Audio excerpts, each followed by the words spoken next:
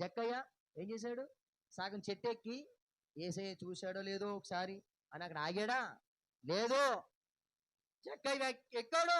యేసును చూడడానికే యేసు చెట్టు ఎంత ఎత్తేదికి ఎక్కితే అంత ఎత్తులో యేసుని చూడడానికి ఎక్కాడు. ఎక్కడి వరకు వెళ్తే నా యేసయ్య కనబడతాడు. ఏంటి? ఆ యేసయ్యను చూడడానికి ఈ జక్కయ్య చెట్టు ఎక్కాడు ప్రియరా.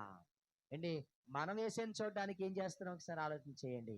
అన్నాడు అక్కడ, నేను నీ ఇంట ఉండవలసి ఉన్నది. ఏ రోజైనా యేసయ్య నీ ఇంటికి వచ్చాడా? యేసయ్య నీ ఇంట్లో ఉన్నాడా? నీకు అనిపించిందా ఈరోజు ప్రభు నాతో ఉన్నాడు, నా కుటుంబంలో ఉన్నాడు, నా కుటుంబంతో ఉన్నాడని ఏ రోజైనా అనిపించిందా ప్రియులారా? ఏ రోజు అనిపిస్తుంది? ఎప్పుడైనా కుటుంబ ప్రార్థన ఉంటే కదా, కుటుంబంగా భార్య భర్తలు పిల్లలు కలిసి ప్రభుని స్తుతిస్తే కదా, ఆ పిల్లోడు ఎక్కడో ఉంటాడు, ఆ భర్త ఎక్కడో ఉంటాడు, ఈ భార్య ఎక్కడో ఉంటది. అందరూ కూడా ఆ ఏంటి ఆ పక్షులు ఆ గూటికి చేరే సమయానికి చేరుకున్నట్టుగా అందరూ ఆ టైం చేరుకుంటారు. ఇప్పుడు కలిసి భోజనం చేసే పరిస్థితి లేవు భార్య భర్తలు. ఉన్నాయా? చెప్పండి. హలో, హల్లెలూయా. ఈరోజు భార్య భర్త పిల్లలు కలిసి భోజనం చేసే పరిస్థితి లేవు. ఎక్కడెక్కడో తిరుగుతావు, 11, 12 అయిపోతుంటది. ఏంటి? ఇక కుటుంబ ప్రార్థనలేయి, ఆ గృహంలో కుటుంబ ప్రార్థనలేయి. ఒక కుటుంబంగా నీవు, నీ భార్య, నీ భర్త, నీ పిల్లలు అందరూ కూడా కలిసి కూర్చొని భోజనం చేసి ప్రార్థన చేసుకున్నప్పుడే కదా దేవుడి మధ్యకి దిగి వస్తాడు.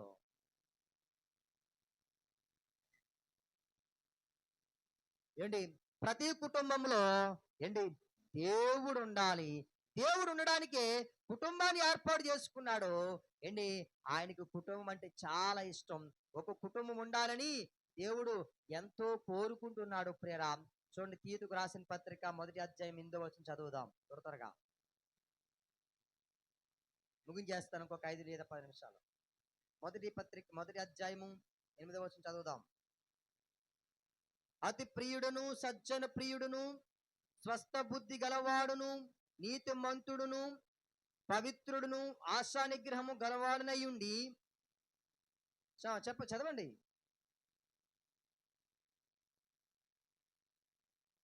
ఎనిమిదవ వచనం.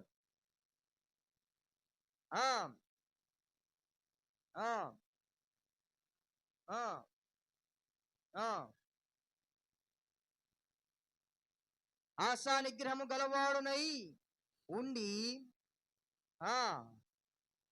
హితబోధ విషయమై జనులకు హెచ్చరించుటకును, ఎదురాడి వారి మాట ఖండించుటకును, శక్తి గలవనట్లు ఉపదేశమును అనుసరించి నమ్మదగిన బోధను గట్టిగా చేపట్టుకొని వాడునై ఉండవలెను.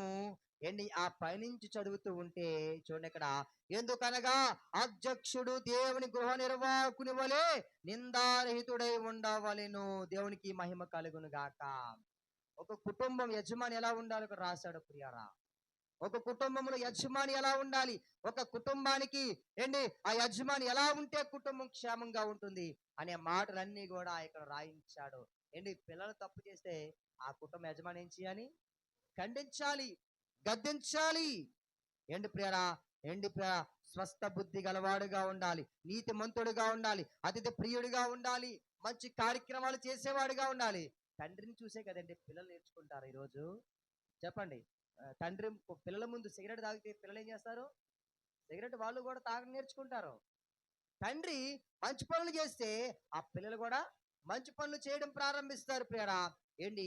ఒక కుటుంబము ఆ యొక్క కుటుంబం యొక్క యజమాని ఏంటి? దేవుని యందు భయభక్తులు కలిగి ఉంటే ఆ పిల్లలు కూడా దేవుని యందు భయభక్తులు కలిగి ఉంటారు. ఈ భర్త రోజు తాగి వచ్చి తన భార్యను కొడుతూ ఉంటాడు, ఆ పిల్లలు చూస్తూ ఉంటారు. పిల్లలు ఏమనుకుంటారు?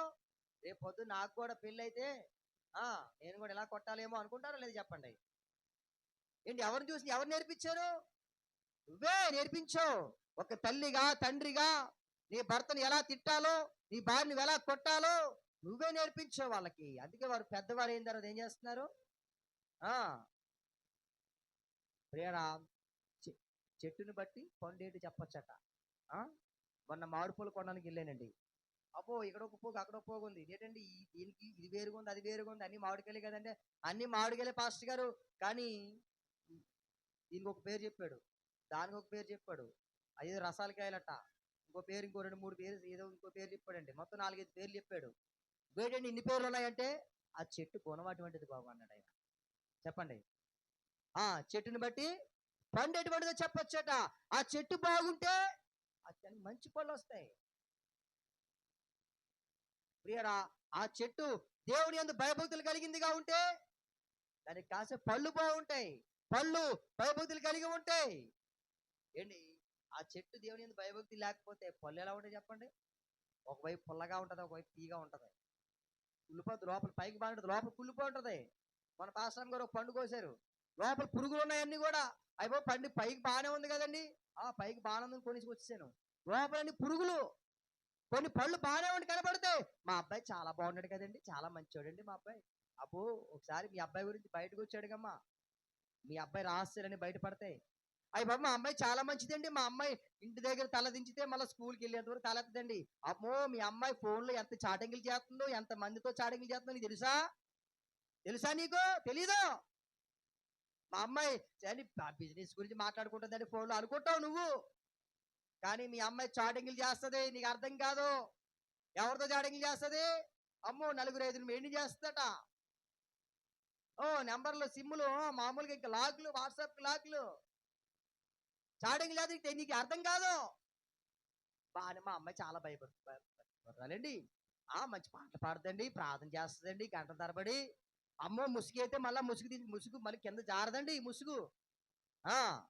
కానీ చాటింగ్లు మాత్రం ఆగో. ప్రియరా, ఏంటి, కొన్ని పళ్ళు పైకి బాగానే కనబడితే లోపల కుళ్ళిపోయి ఉంటాయి. నేనంటాను, ఏంటి, నువ్వు దేవుడి యందు భయభక్తులు కలిగిన వాడిగా నువ్వు ఉంటే ప్రియరా, ఏంటి, నీకు ఇచ్చేటువంటి ఫలాలు కూడా దేవునికరంగా ఉంటాయి. తిమోతికి రాసిన మొదటి పత్రిక 3వ అధ్యాయం చదవండి ఒక్కసారి. తిమోతికి రాసిన మొదటి పత్రిక 3వ అధ్యాయంలో చూడండి, 5వ వచనం చదువుదాం. ఎవడైనను తన ఇంటి వారిని ఏలనేరక పోని ఎడలా అతడు దేవుని సంఘమును ఎలా పాలించును, ఎలాగూ పాలించును. ఏంటి, ఒక కుటుంబాన్నే సరిగ్గా చూసుకోలేని వ్యక్తి సంఘంలో ఎలా పరిచయం చేస్తారు చెప్పండి? ముందుగా మనము ఒక కుటుంబాన్ని, మన కుటుంబాన్ని మనం సరి చేసుకోవాలి. అప్పుడు సంఘంలో మనం పరిచర్య చెయ్యాలి. సంఘంలో పరిచర్య ఉండదు, కుటుంబంలో కూడా పరిచర్య ఉండదు. ఎందుకండి, మనం సంఘానికి వచ్చింది ఎందుకు? కుటుంబంగా, అసలు దేవుడు కుటుంబాన్ని ఇచ్చింది ఎందుకు నీకు చెప్పండి? నీకు భార్యనిచ్చింది ఎందుకు? నీకు భర్తనిచ్చింది ఎందుకు? నీకు దేవుడు బిడ్డలు ఎందుకు ఇచ్చాడు? నువ్వు ఒక సంఘానికి వెళ్తున్నావంటే ఆ సంఘంలో కొంతమంది ఉంటారు. లేకపోతే నువ్వు ఒక్కడో ఒక సంఘం కట్టుకుని నువ్వు ఒక్కడో ప్రభుని ఆరాధించుకో, హల్లెలూయా స్తుతి మహిమ, ఇంకెవరు ఉండరు. తలుపులు వేసుకొని ఇంకా నాకు ఎవరో వద్దండి, నేను ఇవిడ పక్కన కూర్చోనండి, అబ్బమ్మ వాళ్ళకి సెకండ్ ఇవ్వనండి. అబ్బా, ఎందుకు వస్తున్నావా మా సంఘానికి? ఏం బాబు, నీ పక్కన వాడికి సెకండ్ ఇచ్చి వందనాలు ఎలా ఉన్నారు అని మాట కూడా నోట్లోంచి రావట్లేదంటే ఎందుకు సంఘానికి వచ్చి ప్రయోజనం ఏంటి? దేవుడు ఏమైనా చూసి నిన్ను చూసి ఆనందం చేస్తాడా? దేవుడు సంతోషించేస్తాడా? అమ్మో, నా బిడ్డ చాలా భక్తి పరులు అనుకుంటాడా? ముసుకేసినంత మాత్రాన నువ్వు భక్తి పరులని దేవుడు అనుకోడండి. ఏంటి, సంఘంలో ఉన్న వారితో ఒకరితో ఒకరు వందనాలు చెప్పుకోవాలి. ఏంటి, వారి గురించి ప్రార్థన చేయాలి. వారి ఇంటికి వెళ్ళాలి. ఎవరైనా బాగోలేదేమో, అమ్మో ఈ రోజు మా సంఘంలో విశ్వాసాలు ఎవరైనా బాగలేరేమో, వాళ్ళ ఇంటికి వెళ్ళాలి, ప్రార్థన చేయాలని ఈ రోజైనా ఒకరికి ఆలోచన వచ్చిందా? ఏంటి సంతోషమ్మ గారు, నిజంగా నెల రోజుల నుంచి బాధపడ్డా